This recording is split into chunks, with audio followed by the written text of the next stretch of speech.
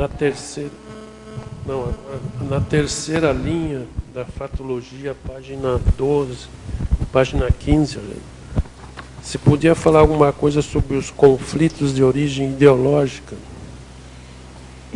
Arlindo, isso foi o que eu percebi logo que eu vim para cá, para a CCCI, né? Foi o que eu percebi como sendo motivo assim, dos meus maiores conflitos. Eu percebi que eu vivia num grupo que tinha um determinado conjunto de valores muito parecidos, que você vai escolhendo os seus amigos, até a sua profissão, a partir do que você considera o correto, né, o certo. E, de repente, eu fui transplantada por uma comunidade que tinha... A Conscienciologia em si tem um conjunto de valores, mas esses eu achava que eu também tinha. E fora outras pessoas como eu, que vieram de outros conjuntos de valores, também todo mundo achava que tinha aqueles valores da Conscienciologia, mas, na realidade, aquilo eram valores almejados, né? São princípios que a gente almeja, mas a gente ainda traz os valores, digamos, da vida imediatamente anterior. E isso, às vezes, chocava. Aquilo que você acha que é o mais importante, não é o mais importante para o outro. Então, imagina um capitalista com um socialista, ou com um comunista, né? Para o capitalista, aqueles caras que estão indo para a praia, é um bando de vagabundo, né? Já para o cara que é socialista, ele vê o capitalista como um explorador, não é? Das pessoas. Então, levado, isso aqui eu estou fazendo um caso bem extremo, né? Digamos que aqui a gente não tinha mais isso, mas e na vida passada? Será, Arlindo, que você era um socialista e eu era uma capitalista de carteirinha?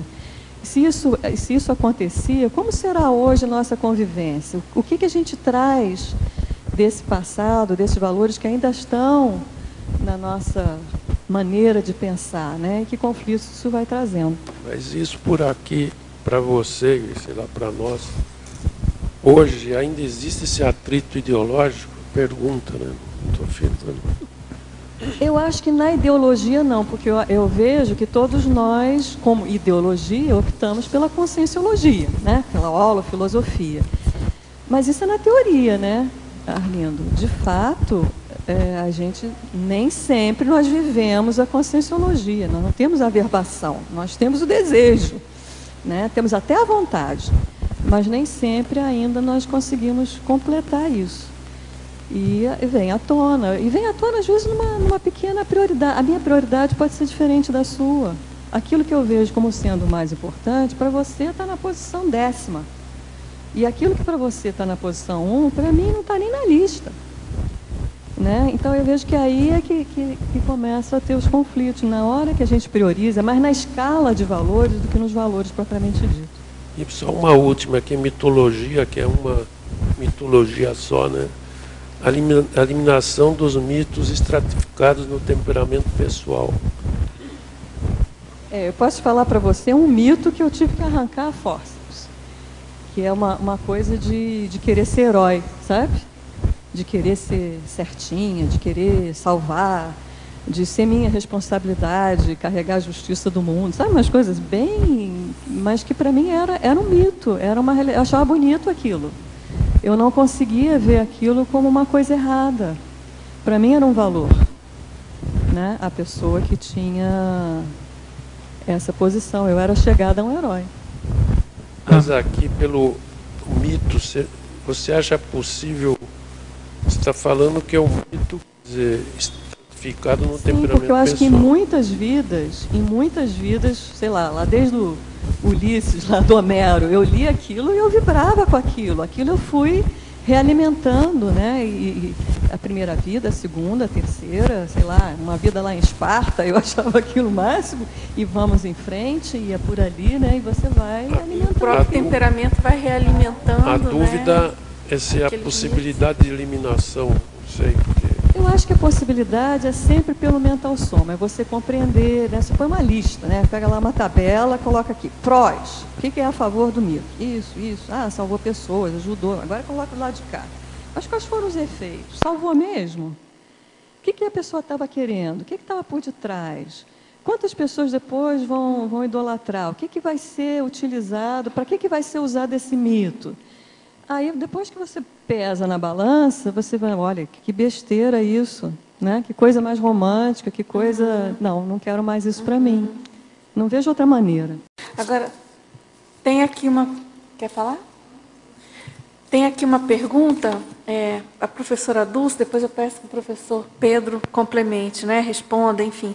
Sofro de claustrofobia. Ambientes fechados e apertados me incomodam. Se por qualquer situação sinto-me imobilizada, entro em desespero. Tenho percebido com facilidade, ao deitar, a soltura do holochakra, preparando-me para a projeção, mas em seguida entro no estado de catalepsia. Tenho lucidez total do processo, tento relaxar e deixar a decolagem acontecer, porém fico desesperada. O que posso fazer para superar?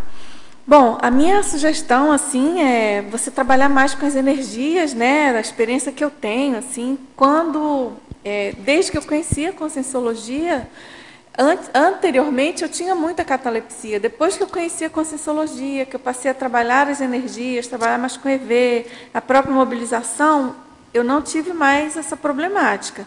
É claro que a catalepsia de saída, né, de decolagem, ela é mais complexa, na minha opinião, do que a de volta. Mas a minha sugestão, de todo modo, para você é trabalhar mais as energias. E também uma sugestão aí de você buscar uma terapia, né?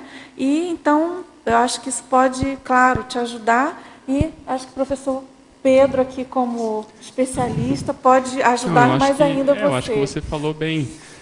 O que eu acho interessante é que ela correlacionou as duas coisas, né? A claustrofobia com o trabalho energético. Então, precisaria ver se essa claustrofobia é antiga, quando que ela começou, se tem um evento, um período da vida, se ela é mais recente, para você, vamos dizer assim, para a gente tirar o componente extrafísico, um eventual com causa, ou seja, se tem assédio ou não tem.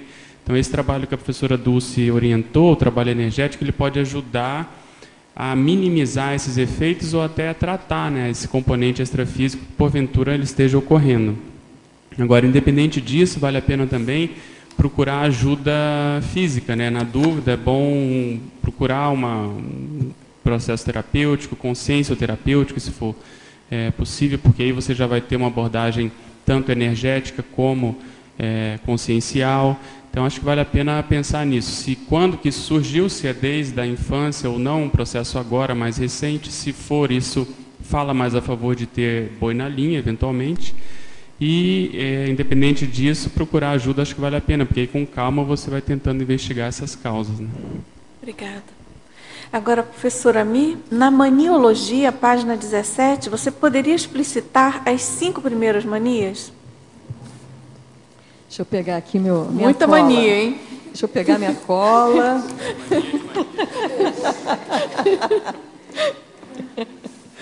Então, a primeira... É só para quem está escrevendo verbete, gente. Eu tenho um dicionário de manias. Então, toda vez que eu vou escrever um verbete, eu procuro lá no dicionário das manias para ver quais que se aplicam. Então, a agromania é um afeto muito intenso ou paixão pelas coisas do campo, pela agricultura. E, ao mesmo tempo, uma outra acepção seria o desejo mórbido de permanecer em solidão nos campos. Então, às vezes, tem até o espírito xamânico, né? Tratando aí, sendo presente. Às vezes, também os ecochatos, né? Eu acho que tem um pouco disso. A lipemania é a profunda tristeza, a melancolia. A querulomania é um quadro mórbido de queixas constantes, né? É aquela pessoa que está sempre, tipo o Lippe, né? É o Lippenhard, o Hard, né? Ó Deus, ó dia, ó vida, ó céus. Né? É aquela coisa que não para. Isso é uma das coisas que a gente tem que aprender, né? A gente aprende aqui, que não, gente, a queixa não leva a lugar nenhum. Enquanto a gente está se queixando, a gente está se vitimizando, né? Não adianta. A hieromania, bom, a nostalgia é a mania de nostalgia, né? A hieromania seria, então, o frenesi religioso. É a mania insânia mística, né? Aquela coisa de os santos, tudo mais. Te respondi? 2, 3, 4, 5. Pô, pediu as 5. Você quer falar alguma coisa?